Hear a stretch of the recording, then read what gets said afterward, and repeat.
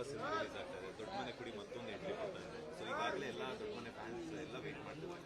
ಯುವ ಅವರಿಗೆ ಮತ್ತು ಯುವ ಸಿನಿಮಾ ಟೀಮ್ಗೆ ಏನು ಹೇಳಕ್ಕೆ ಇಷ್ಟಪಡ್ತಾರೆ? ನನಗಿಂತ ಹೆಚ್ಚಾಗಿ ಎಲ್ಲ ಅಭಿಮಾನಿಗಳು ಹೇಳ್ಬೇಕು, ಅಭಿಮಾನಿ ದೇವರುಗಳು ಕೊಡಬೇಕು. ಯಾಕಂದ್ರೆ ನಾವೆಲ್ಲ ಬಂದಿದ್ದು ಅಭಿಮಾನಿ ದೇವ್ರುಗಳು. ನಾವು ಏನು ಎಕ್ಸ್ಪೆಕ್ಟ್ ಮಾಡ್ಕೊಂಡ್ ಬರಲಿಲ್ಲ.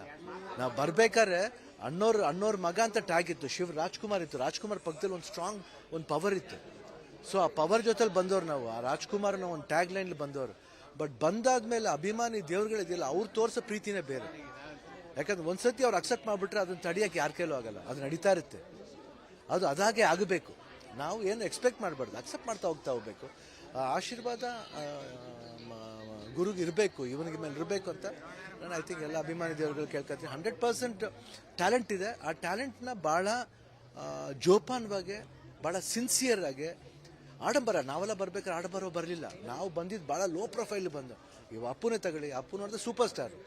ನಾವು ಬರೋಕ್ಕೂ ಮುಂಚೆ ಅವ್ನು ಚಿಕ್ಕ ವಯಸ್ಸಲ್ಲಿಂದ ನ್ಯಾಷನಲ್ ಅವಾರ್ಡ್ ತಗೊಂಡು ಎಲ್ಲ ಇವತ್ತು ಅಪ್ಪು ಇಷ್ಟು ಲೆವೆಲ್ ಹೋಗ್ಬೇಕಂದ್ರೆ ಯಾತಿಕಂದ್ರೆ ಅವ್ನು ಚಿಕ್ಕ ವಯಸ್ಸಿಂದ ಅಪ್ಪುನ ಸಿನಿಮಾದಲ್ಲಿ ನೋಡಿ ನೋಡಿ ನೋಡಿ ಅಯ್ಯೋ ಇದು ನಮ್ಮ ಮನೆ ಹುಡುಗ, ಇದು ನಮ್ಮ ಮನೆ ಹುಡುಗ ಅಂತ ಮನೆ ಹುಡುಗನ ಥರ ಆಗ್ಬಿಟ್ಟ.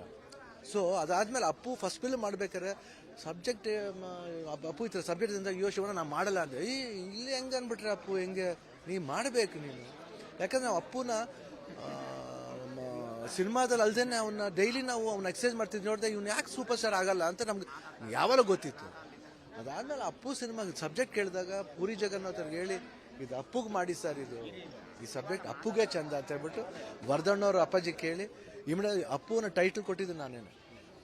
ಅಪ್ಪು ಇದಕ್ಕೆ ಅಪ್ಪು ಅಂತ ಹೇಳಿ ಅವ್ರು ಇಡಿಯೇಟ್ ಅಂತ ಹೇಳ್ಬೇಕಂತಿದ್ರು. ಬೇಡ, ಫಸ್ಟ್ ಸಿನಿಮಾಗೆ ಬೇಡ ಸರ್, ಇದು ಅಪ್ಪು ತುಂಬ ಪಾಪ್ಯುಲರ್. ಹೆಂಗೆ ಅಂದರೆ ನಾವು ಚಿಕ್ಕ ವಯಸ್ಸಿಂದ ಆ ಮಗುನ ಅಪ್ಪು ಅಪ್ಪು ಅಂತ ಕರೆದ ಅಭ್ಯಾಸ, ಅಪ್ಪು ಅಂತ ಹೇಳಿ ಅಂತ. ಅದಾದಮೇಲೆ ನಮ್ಮನೆ ಪಕ್ಕದಲ್ಲೇ ಎಡಿಟಿಂಗ್ ನಡೀತಾ ಇತ್ತು.